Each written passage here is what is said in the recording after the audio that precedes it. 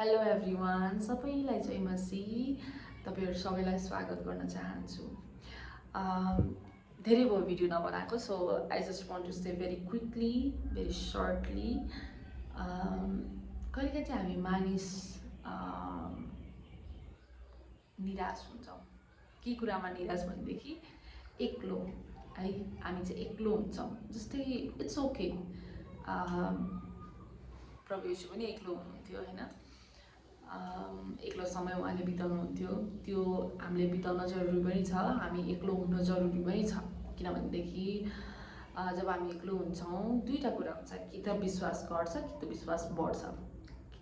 त्यो एक्लोपनको टाइममा चाहिँ हामी प्रभुलाई खोज्यौँ भने झन् हामी भेटाउँछौँ। अर्को अब एक्लोपनको बेलामा झन् निराश भएर हामी झन् ब्याकस्लाइड हुन्छौँ कि। अब त्यो दुईटा कुरा जे पनि हुनसक्छ, तर जीवनमा चाहिँ यस्तो मानिस चाहिँ जीवनमा हुनुपर्ने रहेछ। आऊ प्रार्थना गरौँ, प्रभुको सामु घोडा टेकाउन सिकाउने हुन्छ नि, प्रभुको महत्त्व दर्शाउने एउटा साथी हुन चाहिँ एकदमै जरुरी छ। र जतिजनासँग यस्तो गडली फ्रेन्ड हुनुहुन्छ, you are very blessed, really तपाईहरु धेरै नै आशिषित हो। किनभने जब हाम्रो जीवनमा कोही विश्वासी हैन, एकदमै प्रभुलाई प्रेम गर्ने साथी हाम्रो जीवनमा हुन्छ नि, हाम्रो जीवन पनि बदलेको हुन्छ। हामी कति कुराहरुमा हारिरहेको हुन्छौँ, कति कुराहरुले हामीलाई पिडलिरहेको हुन्छ, कति कुराहरु मनमा अब मानिस हो, संसारमा छौँ। अब अफकोर्स दुष्टले हाम्रो हृदयमा धेरै नराम्रो कुराहरु, चिन्ताका कुराहरु ल्याउँछ हाम्रो दिमागमा, तर त्योसँग ब्याटल कहिलेकाहीँ हामी आफूले गर्न सक्दैनौँ। कसैको हौसला इन्करेज चाहिँ चाहिन्छ हैन। तर पनि प्रभुको वचन नै काफी छ है, यो पनि म भन्न चाहन्छु। प्रभुको वचनै काफी छ। त्यो हौसला दिने मान्छे कोही पनि नहुँदाखेरि हामीले सिधै माथि नै हेर्ने हो। हाम्रो सहायता कहाँबाट आउँछ? जसले स्वर्ग र पृथ्वी बनाउनु भयो, उहाँ नै हाम्रो सहायता हुनुहुन्छ। अनि एक्लो समयको बेलामा चाहिँ एकदमै हृदय दुखिरहेको हुन्छ, कति कुराहरु मनमा हुन्छ, त्यो सेयर गर्ने मान्छे हुँदैन, सेयर गर्दा पनि सुनिदिने मान्छे हुँदैन। त्यस्तो धेरैजनाले पनि मलाई मेसेज गर्नुभएको छ, यस्तो पनि हुन्छ भनेर। सो एक्लो, स्पिरिचुअली एक्लो महसुस गरेको धेरैजना हुनुहुन्छ। त्यो स्पिरिचुअली एक्लो महसुस गर्दा कोही पनि इन्करेज नगर्ने नभएर ब्याकस्लाइड भएकाहरू पनि धेरै छन्। सो हामी संसारमा छौँ, हामीले कसैको केही पनि हामीले खाने होइनौँ, हामीले कसैलाई केही पनि हुन्छ नि, लाइक कसैलाई पनि हामीले हार्म गर्ने होइन।